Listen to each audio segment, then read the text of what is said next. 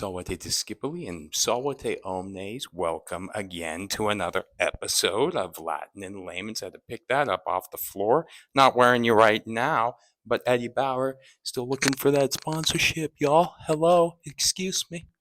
All right, yeah, it's like more than half my wardrobe, you guys. I keep on plugging y'all because you guys are affordable outdoorsy wear. All right, I'm done. It's not a product placement for Eddie Bauer because you guys don't even support me. Eh, but you could.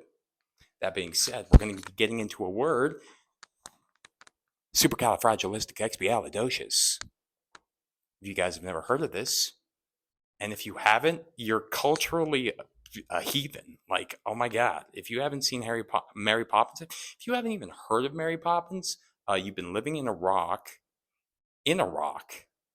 down in the ground, really far down deep. All right, I'm done. Okay, so we're going to get into this word. I've been doing this a lot more on my podcast as well, Latin and Layman's Rhetoric Revolution. I would love some support, as well as ideas on what you guys would like to hear a little bit more from. I'm doing a lot more story times and that kind of stuff, entertaining much more of like, a sultry tone. Not going to do the ASMR. Shout out to all those that think it's cringe, because I also think it's cringe because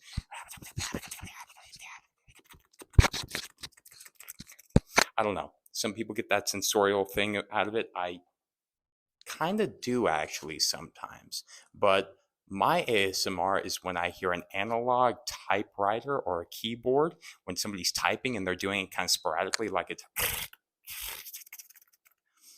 I get that. I get that. I could fall asleep to that for sure. That being said, we're not going to get into that much more.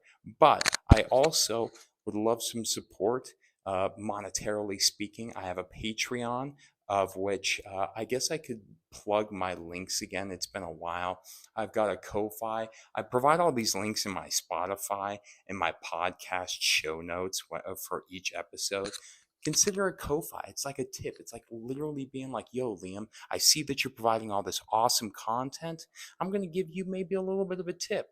It's much more different than when you go to the coffee shop and some guy goes around, says, hey, you know what? I'm going to go ahead and fill up a thing of black coffee for you right here at the drip coffee thing. Here you go. And then they turn around the iPad so it says 15, 20, 25%, or if you're living in a different state, some of them look like 25, 30, and like 45%, honestly. And then you get guilt tripped into tipping them, all right?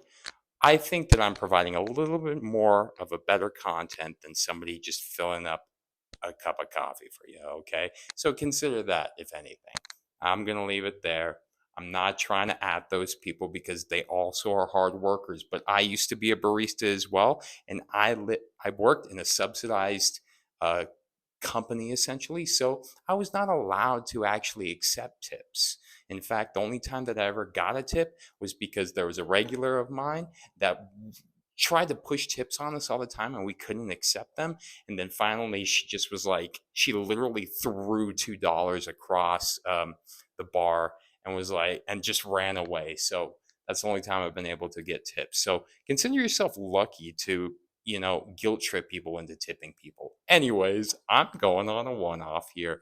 That being said, supercalifragilisticexpialidocious. Shout out Mary Poppins, because we know, according to Almighty Google and just the workings of this word, it means extraordinary. It means absolutely extraordinary, but it's made up of a bunch of Latin words that really don't mean much when pieced together. So let's go ahead and learn it and then laugh about it. Okay. So super comes from also super supra, which means above.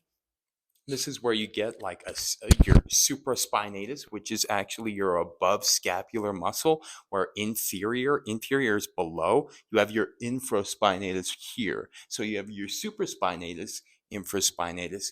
You also have your subscapularis and all that stuff, but I'm not going to get into that. Sub meaning under as well, under the scapula.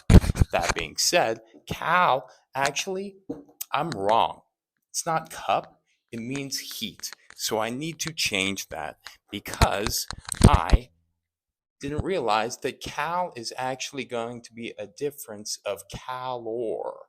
Okay, calor in the Latin refers to heat.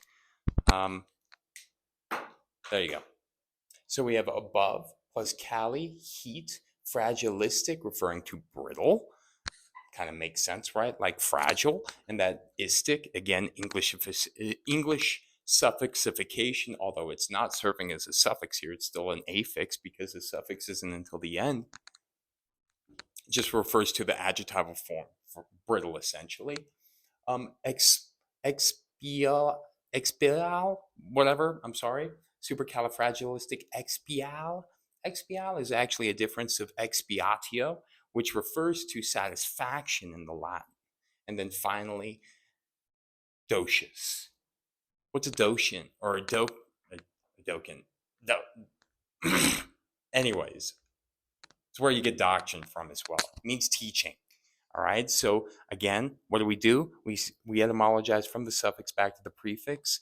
Spend a lot of time on this word because it's kind of a weird word. But looking at it here, we got teaching, satisfaction, brittle, heat from above. So essentially, it's extraordinary because supercalifragilisticexpialidocious is, with a little bit of a swig here, the satisfaction of teaching of brittle heat from above. I don't know. But there you go. If you didn't know, now you know. Hope you learned something new. Consider tipping me or something like that. Consider going to my showcase, buying something off there. Those are all ways that you can support me right now because you guys know the boy is very unemployed right now. And actually, I'm starting to understand that all this TikTok stuff about how it's very difficult to actually find a job. We'll see because I'm throwing out applications right now just in the interim. But also, stay tuned. A couple more schools about the master's program stuff, but your boy is deliberating because he's got to make his decision by April 15th. So it's coming down the pike. Hope you guys have a great day. Tempus est discedere.